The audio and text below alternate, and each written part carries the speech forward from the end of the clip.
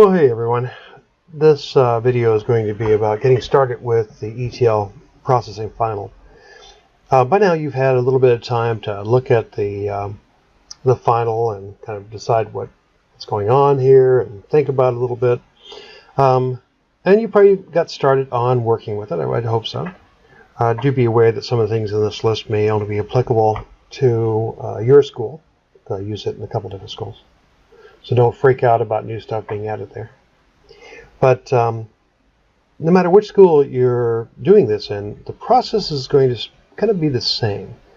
And that is kind of a planning stage, then an implementation stage, and a testing stage, and finally the documentation stage.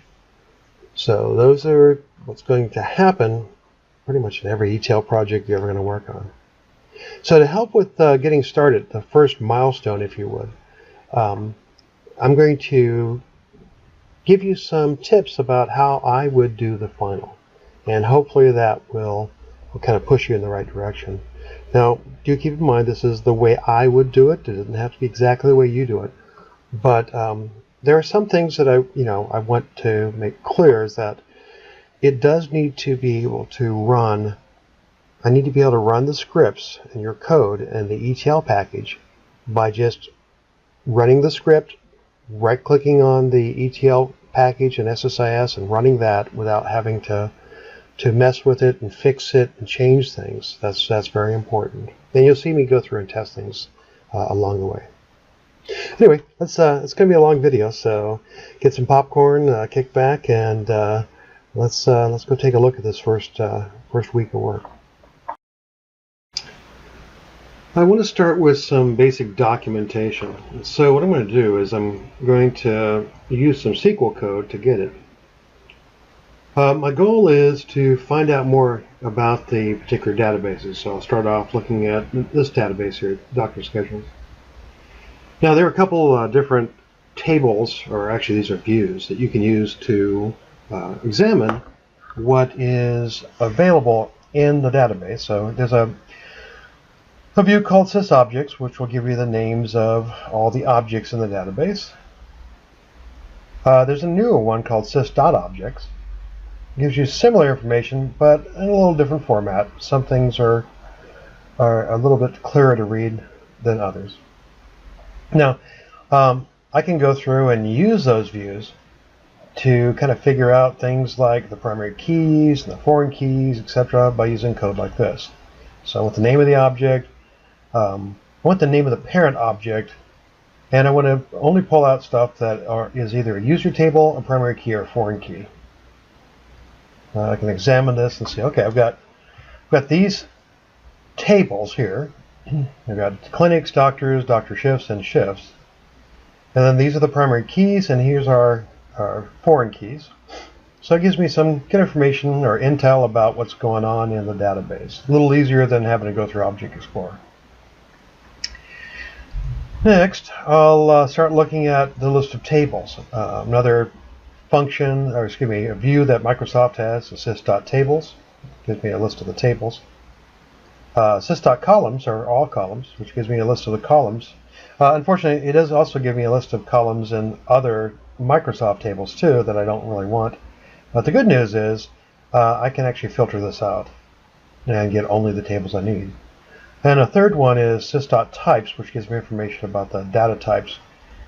Because if I look at sys.columns, the data types are listed with a type ID.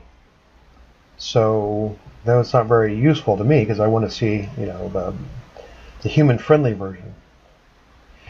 So then I'll just take some code and I'll use this code to examine the data. I want doctor schedules. The schema is not important to me right now. Just all schemas is fine. The DBO is going to be picked up by this. And then the table name is important to me. So I'm going to go ahead and run this code, which will grab data from the various different tables, including systypes, systables, and syscolumns, and give me a nice little report about what's going on in the database. So now looking at this, I get a pretty good idea about how things are organized. A lot of times what I'll do is I'll take this and I'll copy that with the headers and all, and I'll move it over to an Excel spreadsheet. So just make an Excel spreadsheet. I've got this BI solution worksheet and paste it in. Maybe give it a row or so I can add more stuff if needed, like a header. And then I'll have a, wait, where'd you go?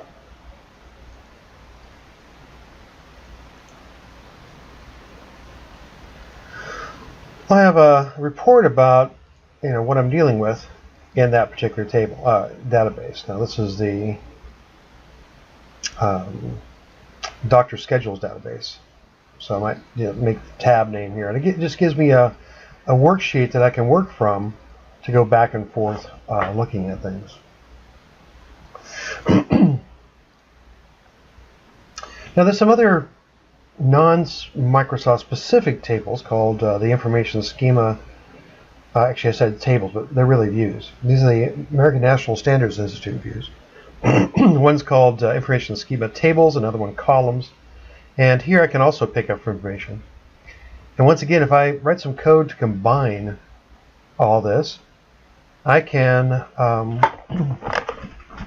go through and make up a nice little report that I can use for my documentation. I think when you're planning anything that's large, having documentation really does make a difference. Besides, it's useful later on when we start writing up our development documents. So, got this information now, and what I want to do is I want to copy it over to an Excel spreadsheet. Now, I've made up one, a little worksheet here. And what I'm going to do is I'm going to go ahead and record the source database. That's the database I'm working with, the table I'm working with, and I just pasted this in here. So I just right click and I paste it. I got the the data types. I didn't take nullable. I just left that off. I can come back and get it later on or add it on. But the schema. Actually, I should put in nullable. I'll add that as a column. Insert new column. Yeah, makes sense. Okay, let's grab this. Let's just paste it in. Let's see. This is the table, so I started here. Yep. So now I'll have to go through, like, this is all clinic stuff. The doctor's table starts here. I'll just insert a new row. And copy this to here. Change this over to doctors. And now that's a table. And I'll just keep going through and doing that. So Dr. Shift and so on. When I get done, I'll have a nice little list of the data I want to start off with. That's my source data. And then I'll go through and fill in the destination data. Now I borrowed this from another class. This is the business intelligence 110, or various other numbers at various colleges. But I'm just repurposing it for my needs. So this is something I made for my book a number of years back. I'm just redoing it. So in the destination, I'm going to put in here the name of the data warehouse, tables and columns, the data types for those. I'll put in nullability here too.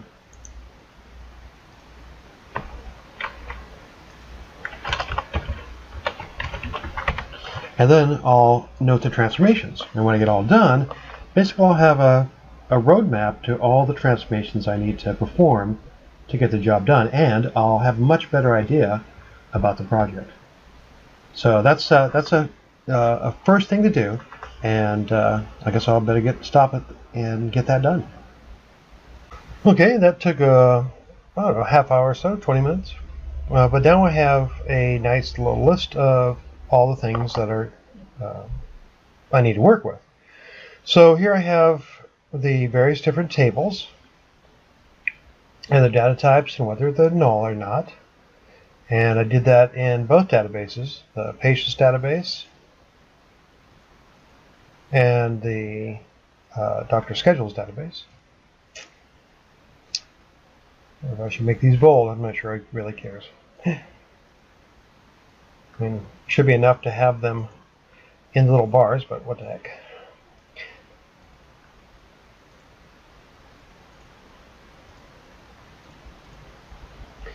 Now, I also did it in the files, and went through and put in the name of the file, the columns in that file, and they're all coming in as a string, which later on we're going to have to translate over during transformations. One thing that you learn along the way is that obviously there's one file that is missing clinic. That's an issue. So you need to figure out how you're going to handle that. But this gives me kind of a starting point. And then what I do is I start looking at the destination and where it's all going to go. So to do that, I'll go back to my SQL code. I don't need to go through the whole thing again, but this last part gave me kind of what I wanted, this metadata. So I point to the data warehouse, and I highlight this block of code, and I run it again. And what I get is a list of the data warehouse tables that I'm going to use. So let's pick on one here. I'll pick on clinics. I'll copy that over. And let's see, clinic ID. I don't want to paste that. Oops. Now I have one extra one there that's clinic key. So let me undo this.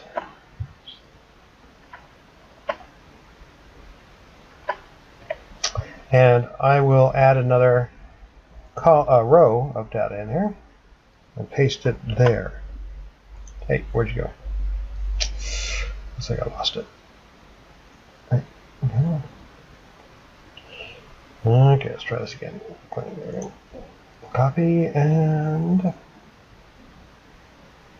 well, that's just great. Where'd you go? Copy and paste. There.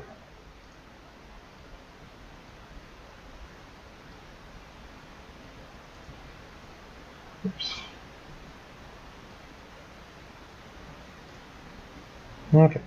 So this key doesn't appear in the original, so that's not applicable. Neither is that. Neither is that. This is going to be generated, so generated. Clinic ID is there. It's the same data type. They're both not null, so nothing. Clinic name, same data type. Yeah, we're good. Address, actually address is not there, so I want to take this and move it down. There we go. So this is NA, NA, and NA, and NA, because we're just not moving that into the data warehouse. Okay, city, same data type, state, same data type, zip, same data type. Now there is one major difference. Actually, here's one too. This we need to handle nulls. So I'll mark it as we need to handle nulls, and that's true on all these actually.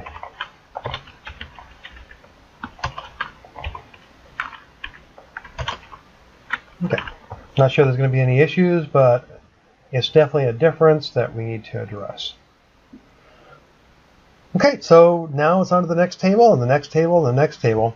And that's going to be true when I get down here to the files too, how I'm going to list out the tables that the data is going to go into. But this time, there is one difference.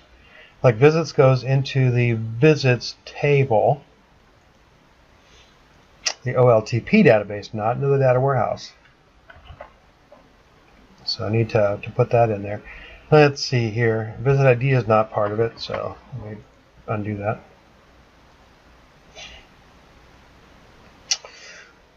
Visit date, visit time. Okay, well, it's called visit date. And then, thank you.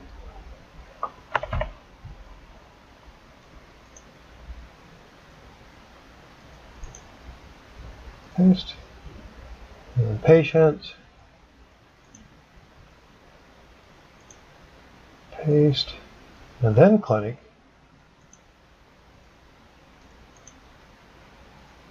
And then doctor, procedure, and chart. Hey, we got lucky on those. Thanks. Okay, so this is what we have, and we've got to do a cast. And cast. And cast. We've got to cast them to the proper data type, obviously. Is there nulls? Now, if we go take a look at that value, we probably don't see any nulls, but could there be nulls? You know, I would say that let's just assume that somebody's going to probably put a blank in there one day. So we'll handle the nulls too.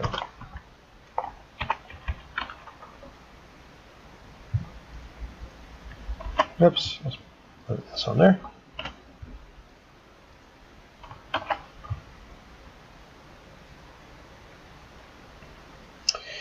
Just grabbed a hold of the left corner and drug down and did a copy of all the rows. So I'll do that again with the other one, and we're getting closer to having everything documented. So once again, I guess it's about time for me to go ahead and complete this. So I'll go ahead and get that done. Okay, so that took a couple hours, and I think I've got everything all straightened out now. So the game plan will be to go from clinics to dim clinics, and clinic keys generated, ID, there's no transformation, same data type, same nullability, clinic name, same data type, but nulls changed, so fix that, and so on. And I went through and made sure that if there was a transformation, I just highlighted the area that's causing the transformation just for my own purposes. In the fact tables, of course, we do a lot of lookups between the tables. So to get the date key, originally it came in as date, but we're using the date key, so I have to do a lookup. There's nothing to highlight there. It's just a lookup. And then as far as the hours worked, in order to get that, what I need to do, I just need to look at when the shift ended and when the shift started, and just subtract that. That'll give me the hours worked. And let's see here, what else we got? We got some nullability issues here. Nothing there, that's good. Schedules, let's see, anything there? Actually, this is all NA, so it doesn't really matter because it's being pulled in from the different database. There's the information on the clinics and the doctors is better in the doctor's schedules database, so we're going to go ahead and pull that information from there. Should be exactly the same. You can look it over. It's not that many rows of data, but if you do, you'll see that it's the same. And let's see. These are data type changes and the concatenation plus nullability issues. So in here. Same data type, nullability though, so we'll flag that. More lookups. Actually, this one here is null, so I guess I should flag that. Anything else? These are all generated for the date table. Now, in the text file, now we're not importing that directly into the data warehouse. Instead, we're going to import that into the source table, the OLTP database, because that's where it would go. It wouldn't go directly into the data warehouse. If you think about it, that's exactly what the idea would be, right? So the time is really the date, and date and time, I should say, because that's the date time data type. So the actual file name has the date. And then the time is right here. So we'll just combine the two and come over with it. Actually, I should put that in here. So let's make it as file date. Let's see here. Equals file date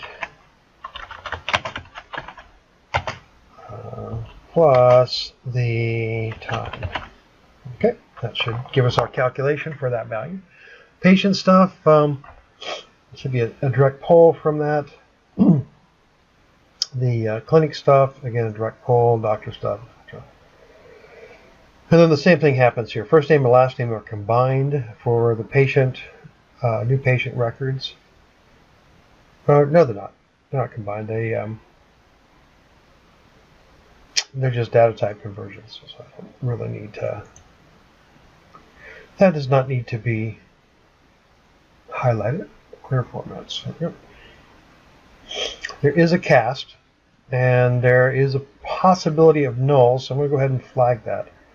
But other than that, it's pretty much a straight pull.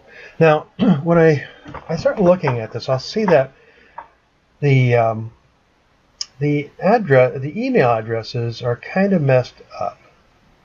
So this is on purpose. But if you start looking at it, you'll see that sometimes the email is just messed up. So validate email type or pattern.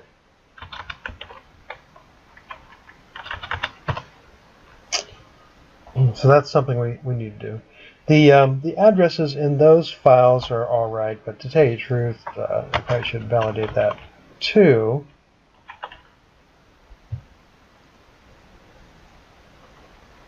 Oh, I guess I forgot a comma.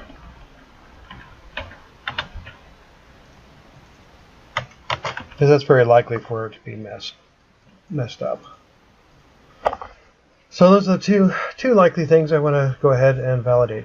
Now, when I find something wrong, I'll tell you what I'm going to do. I'm just going to go ahead and flag it with the fact that it needs to be checked. Otherwise, I'd have to reject this record, and that could be an issue. Also, I need to make sure I import the new patient record in first. So I'm going to flag that. Import before visits CSV. The reason for that is I will need to, if I have a new patient, I need to have that new patient data before I can actually figure out which patient it applies to. So in other words, I have to go through, and it's going to be a patient ID that we're really going to be working with. And so we need to do this first to get to patient ID so we can actually assign it to that. That'll be an interesting little issue. So we import this first, we import this second. That way we have all the patient information. And we're going to validate the pattern here. Now the same thing is true over in the OLTP environment. These addresses and email addresses could be a mess. Now right now, there's nothing, we're not putting them in the data warehouse. But I'll tell you what I'm going to do. I'm going to go ahead and clean them up a little bit by just looking at them and flagging them as being something that needs to be addressed at some point in time. So I think I'll do that as I go through the ETL process, because looking at them I can see that, yeah, there's something going on there, and it's not really part of the scope, but I want to make it available for my customer so that they know that has to be looked at. And I'll show you what I mean when I get to that stage. So I at least have a vague idea about what I need to tackle, and I have a pretty good idea now about what needs to be done as far as the ETL process. One of the things I like doing this for, so that now I can actually proceed in a particular organized manner as far as what type of coding and stuff I want to do, instead of just jumping into the coding and trying to make it all work. So I think this is going to be a good start for me. But next, I have to start thinking about the coding process and what I'm going to do. So I think my plan will be, I'm going to get the data warehouse items working first, and then come back and deal with the files second. That's how I'm going to handle this. So that's my next stop. My next task is to get some basic ETL code up and running. Now I can pull code examples from a number of books. Here's a script from the book I wrote where I drop the foreign key constraints, and clear out the tables, and go through and fill up the tables with data. And that's a good start. Kind of gives me some code. And there's plenty of examples on the internet. Now, what we have here is I'm going to go ahead and make sure I run the code to rebuild the data warehouse. In earlier versions of my code, I forgot to name the constraints, and that's a problem because they'll randomly be named, so that when I go and I drop the constraints, it'll be a random name, and that'll be an issue. So make sure that you run the latest version of the code that has all the fixes I found. And then once that's done, it's just a matter of going through and starting the same process. So first thing I want to do is I want to drop the foreign key constraint. I'll check to see if it exists. If it does, I'll drop it. And I'll put a logic condition in here so that I can just run this code anytime I want without it causing an error. That's one of the key things you want to try to do. Try to make it so that your code is not very prone to errors. Next, I'll truncate the table. And then I write some code to get the data I want and do any of the transformations. There's not much in the way of transformations in this one. What I'm going to do is there's null values possible in that table. It's not there currently, but we see that it's allowable. So how do I want to handle that? Well, there's a bunch of different ways I could handle it. But I mean, for one thing, I could say that if you find a null, there's only Washington cities being used here, so I can change that to Washington. But if you found a null city, what do I do at that point? I don't want a null. So I think what I'll do is I'll just flag it as being it needs to be checked. Now, this isn't a perfect solution. The perfect solution, we wouldn't allow nulls, and we would have some kind of automation that would go through and look it up. So it could say that, I don't know, could be a bunch of things. We could check the zip code, and if they gave me the zip code, we could know that it was in a particular city. If they gave me the city, we could know that the zip code was such and such. I mean, there's lots of different things we could do. But for this project, I'm just going to flag it as check. Now, to tell you the truth, there is nothing coming in with that. So that's not really an issue, but I'm going to go ahead and do that. Now, I'd like to have abstraction layers so that if something changes later on, I just change it in one spot, and it'll affect all the other areas that are using this. So I'm going to make an ETL view. Now, if that ETL view is there a second time, I can't run that same code. So once again, I'll put some validation, a little logic code here so that I can run this repeatedly if it's true that the view exists. With that in place, I can now go ahead and use my view to do the insert.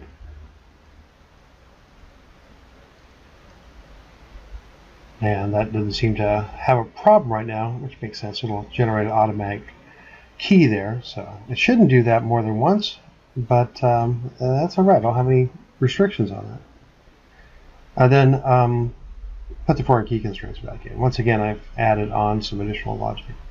If you've taken some of my earlier classes, then I don't really go to this extreme by putting in there. That's mostly just to keep the code simple.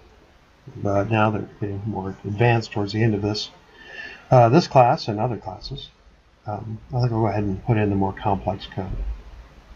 Now, at the end of this process, I need to be able to run this entire script repeatedly without it blowing up, without causing any problems. That's very important. I very seldom have seen that throughout the quarter, and we want to get to that stage. I should be able to test my code by just running it. In other words, I should be able to rebuild this we build this data warehouse, run the ETL code, and when that's all done, there should be data in the data warehouse. That's the goal. Okay, so it looks like we've got the first one done. Now it's just a matter of going on to the next one, the next one, the next one, until, oh, it's all done. Move on to the next section. What I'm going to do is I'm going to go ahead and abstract out these statements as well. So to do so, I'll create stored procedures.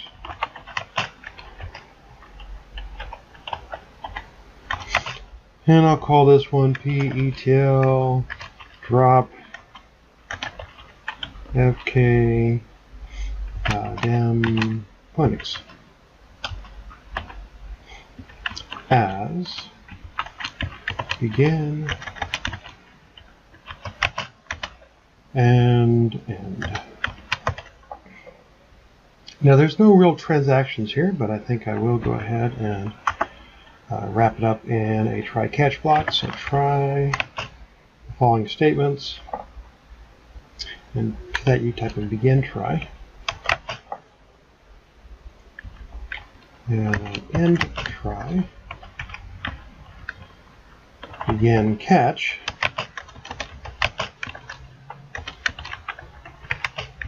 and end catch in case something happens.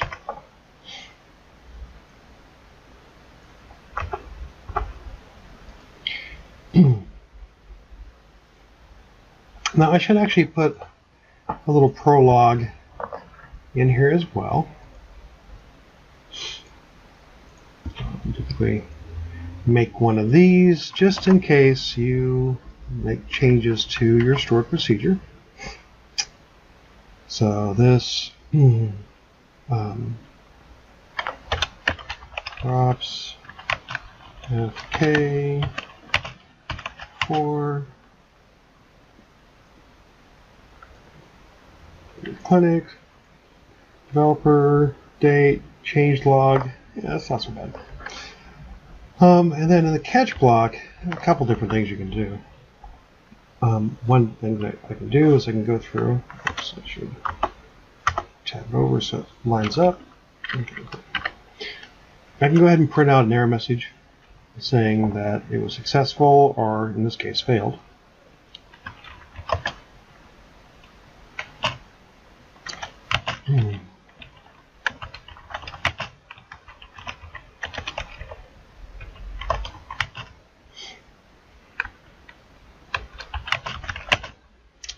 Let's see. Okay, so in this case,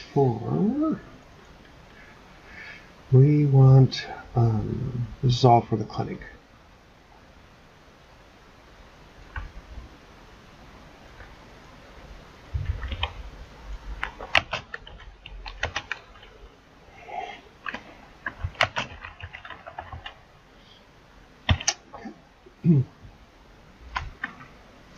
And along the same lines, I'll go through, excuse me.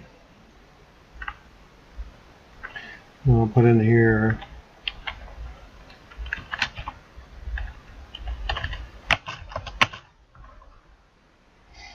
error dropping, success in dropping. That should work. Now, stored procedures can get quite complex. In real life, I'd also add in some other features. In fact, you should always add in a return code, so I'll go ahead and do that now. So I need to declare that.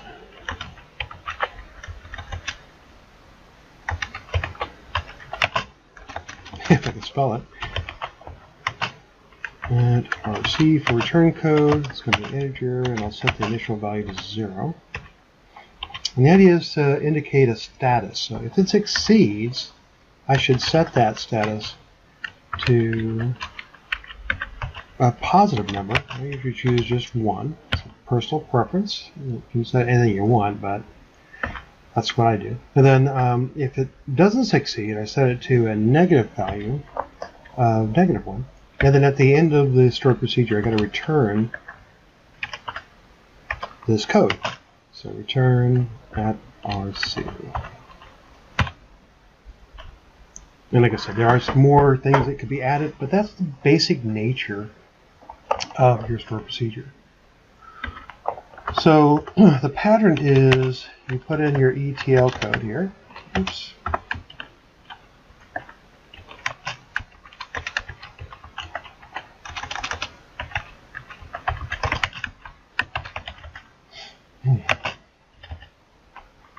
ETL processing code goes in there.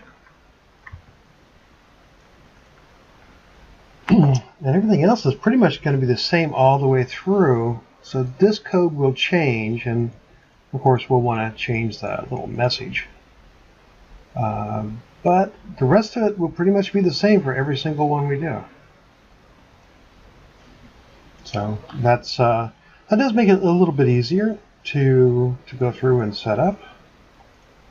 Let's see here. That way you have a kind of a template to build from.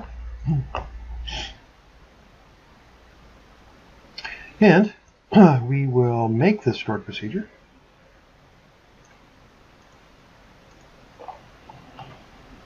And then check that it works.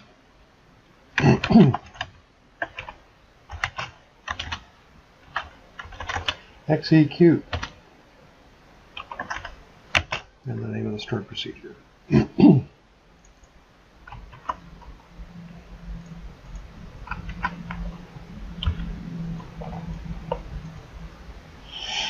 Okay. Now the only problem is, actually I don't think it's a problem. If it doesn't exist, it won't drop it, but it's still successful. So I do want to actually go ahead and put in the code that verifies, drops the stored procedure if it exists. Same code as dropping for the view. So I'll go ahead and copy that. The name of the stored procedure in this case is this. And I'm just keeping it really simple. ETL and PETL, and then some kind of name, the action I'm trying to take, and of course the action I'm taking, doing against the action I'm processing against, whatever. So that's that, and this goes here, and of course I drop a stored procedure. Okay, so if that exists, drop it. This works. Create this. That works. Gives me an error message because it exists. So I should be able to run this code top to bottom, and it should work every time. Lovely. And then execute it. Okay, so now again, I want to verify that before I go any further. I want to make sure that I can run this code repeatedly. That's very important. I want to be able to do the same thing as I did before. As I add the code in, I want to be able to rebuild the data warehouse and run the ETL code. I want to check that all the time. Now, to truncate the table, I've got the same thing going on. So I will basically copy the whole thing.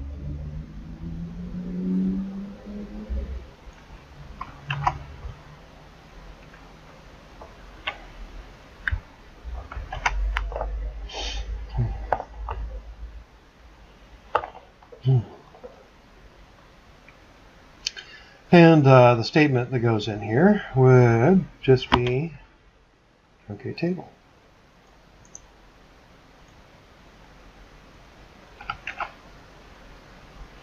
So it's going to be truncate table.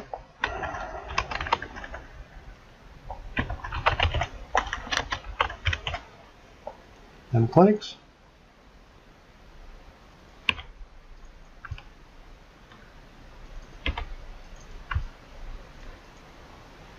Anything else changed? Truncating.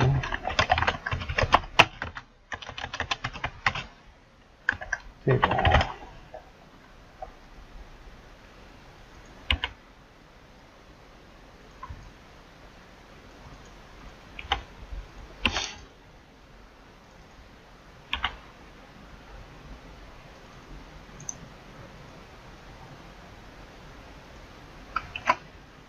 All right, let's see if I got it right. So drop this if it exists. Okay, then create this. Let's see, truncates table.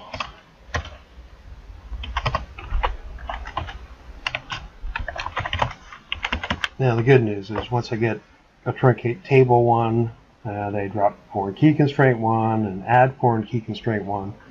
It'll make it easier for me to copy and paste.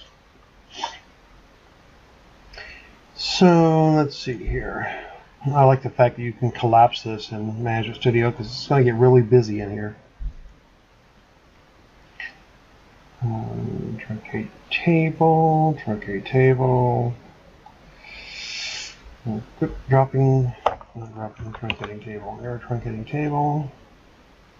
Truncate table. Okay, so it looks like it's going to work. Once again, I'll test it. Error truncating table. Chances are, the reason why it errored is. Oh yeah, let's find out. So, does this work? Yes. Does this work? Oops.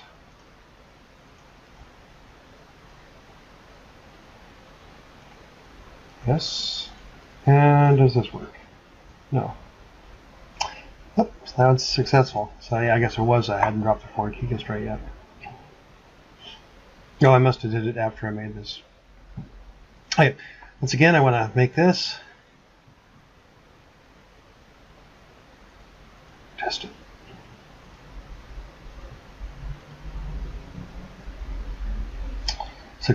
Success. Yeah, it was a really good run. I'm going to go ahead and do it again.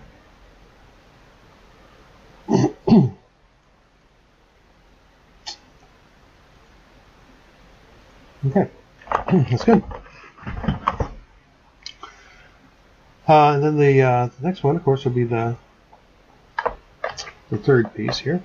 It's already getting pretty busy in there, so I'm going to go ahead and collapse some of these. That goes there. It's a foreign key. And this one goes here. This the table. Create view can be collapsed. Oh, you know what? We're going to need a store procedure for this one. So same pattern as before. Let's copy that code. Oops, copy the whole code.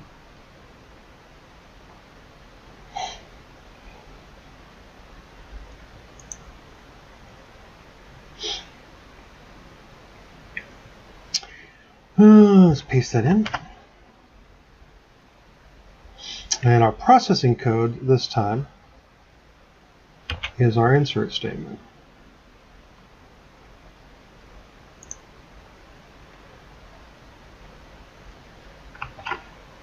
Now, one thing special about the insert statement compared to the other ones, this is a transaction statement.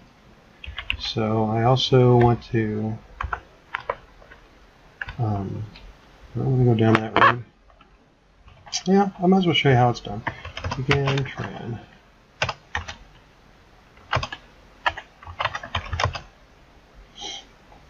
And if all successful, we commit the transaction.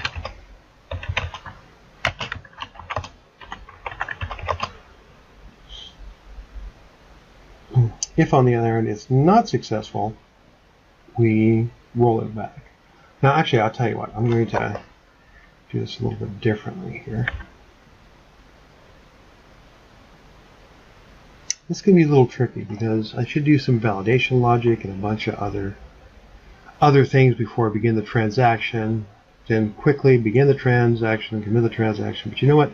This is not a SQL programming class. I know it probably seems like it now because I'm introducing all this new stuff, all this complex stuff. But I'm going to keep the complexity down. It may not seem like it at the moment, but I'm going to take that out. Okay, let's see if I didn't blow it up. I need to come up here and we're going to change this over to insert into, sure, dem clinics.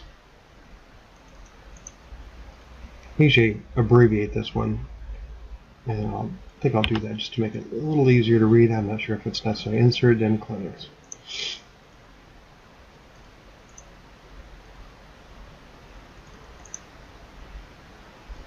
that's such a common abbreviation, I think it's going to be fine. Okay, inserts data into dim clinics. Let's add the word transformed, because that's what it does. Transformed data into dim clinics. Okay. Let's see, anything else here? This is all done. Success in inserting data.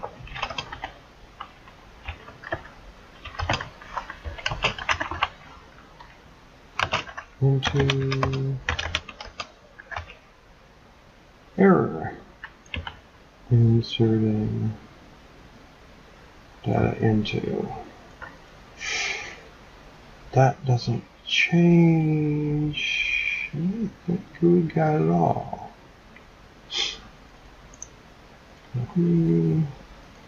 Paste and test it piece by piece. Okay, step 1. Can you run this code? And if you run that code, I'm going to collapse that. When you run this code, you try to run it repeatedly, it should fail because it already exists. If I run this, it should drop it. It's gone. Now I should be able to run this again. I can. Lovely. And I should be able to execute this without it causing an issue. Okay. And once again, I test my work as I go. I want to find out early where my mistakes are so I can fix it.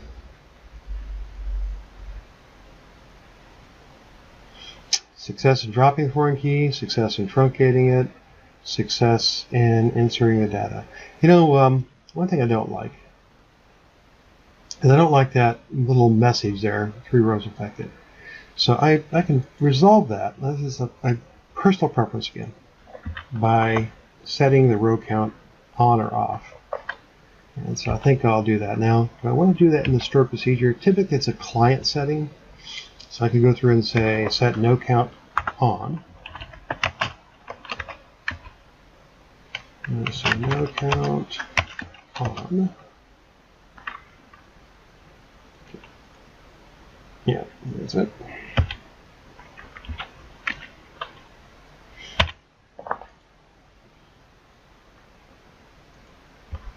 And then, you know, when I'm done, I'll set it off. Okay, let's see if that looks a little better. Looks a little more professional. I think it will. Now we got rid of that. Okay, so with my change, I'll once again reset. I'm going to make sure it's going to work. Oops, got code highlighted. Dropping foreign key constraint, truncating table for the dim clinics, inserting data, and dim clinics. That text read write looks good to me. Okay, we'll move on.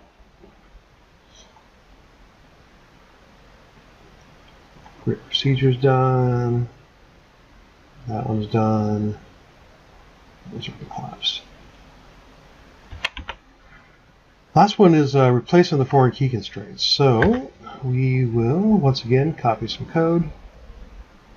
Let's see which one would be best. How about this one? Doesn't really matter. Actually, I can copy it with it collapsed, so I'll just copy it.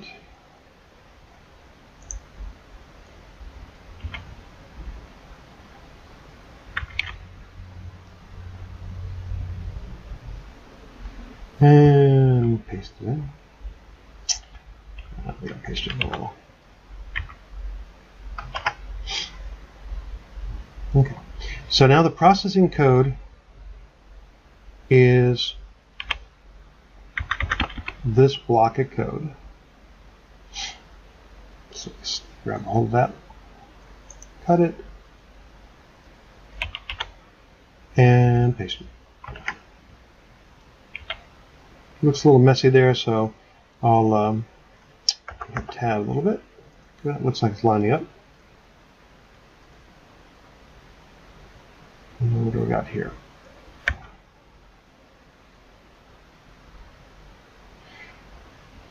That doesn't look right. Truncate table. There you got a little bit too much there. Okay, so back. That should be right. So now we're going to go ahead and ETL replace FK.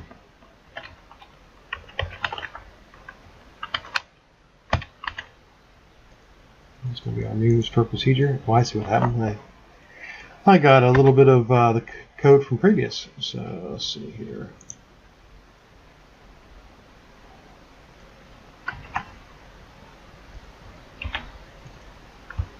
Drag and drop.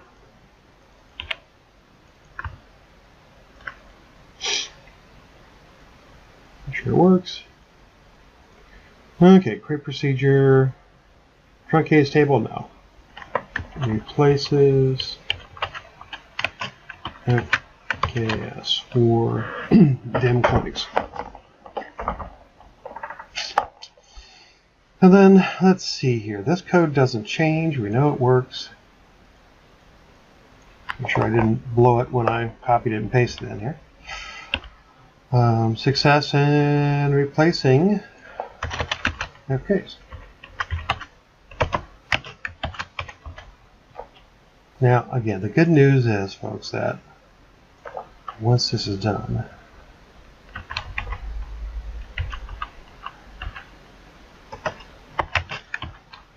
it will be copy and paste for the other tables. It takes a little while to get going, but after that it goes pretty swiftly.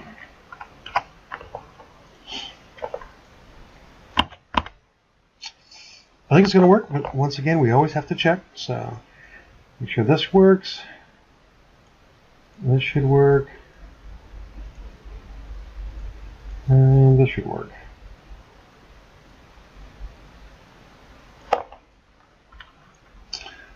Because I got all those if statements in there, you know, it's it looks like it's unlikely that I could have an error of some type that would fail dropping it. But imagine it could happen. So also, I want to hear. I got lots of little safety checks here to keep this thing from failing.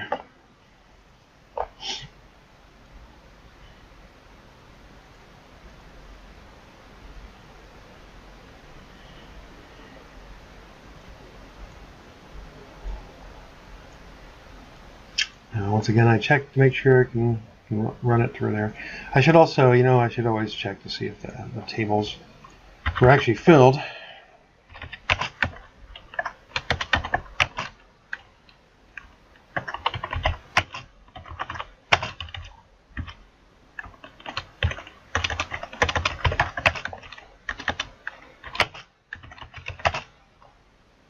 Let's see, we're doing dim clinics. Drag that in.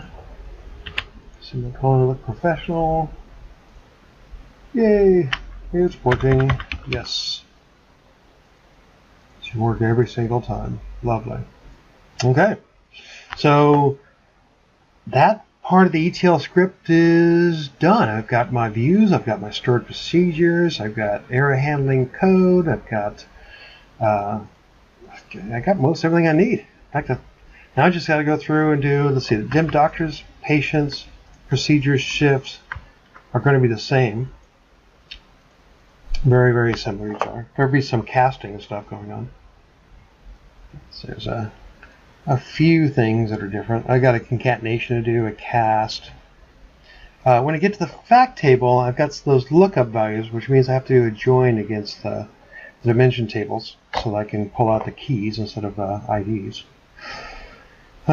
Shift is going to be easy. That should be nice and simple. Don't worry about this because it's already been done for us by the time we get here. Let's see. Concatenation, some casting. It's going to be some work, but I think we're looking pretty good. And of course, dim dates, I think I'll just save for last because it's very different than the other ones.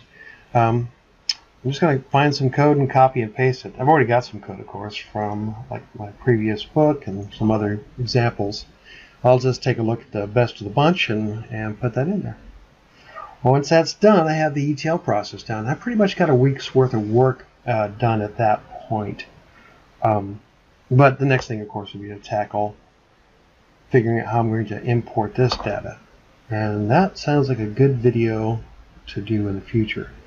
But at this point, I think this video is long enough, and will give you a pretty good running start on getting the first milestone done of the final. And hopefully this gave you some ideas if you're struggling about where to go and what to do. Okay, that's it for this video, and I'll see you later. Take care.